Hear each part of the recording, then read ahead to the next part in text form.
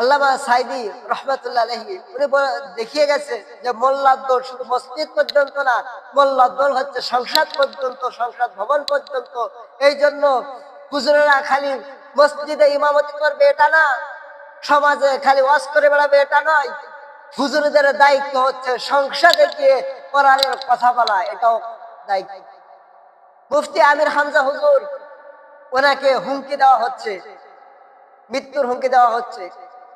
কিন্তু যারা কাপুরুষরা যারা হুমকি দিচ্ছেন, আপনাদের হুমকি দিয়ে কোনো লাভ নাই।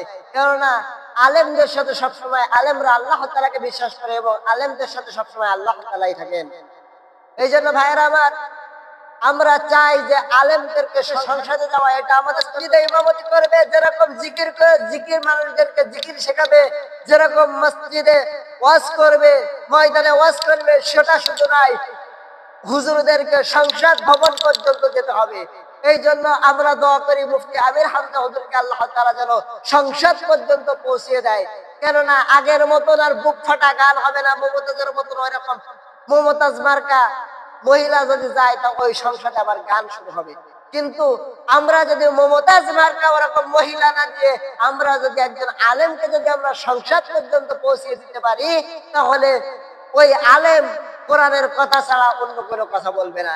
এই জন্য আমরা দোয়া করি মুফতি আমির হামজা হুজুরকে আল্লাহ তাআলা রব্বুল আলামিন, মুফতি আমির হামজা হুজুরকে আল্লাহ তাআলা রব্বুল আলামিন যেন এমপি হিসেবে কবুল করে নেন। আল্লাহ তাআলা ওনাকে যেন সুস্থতার নিয়ামত দান করে।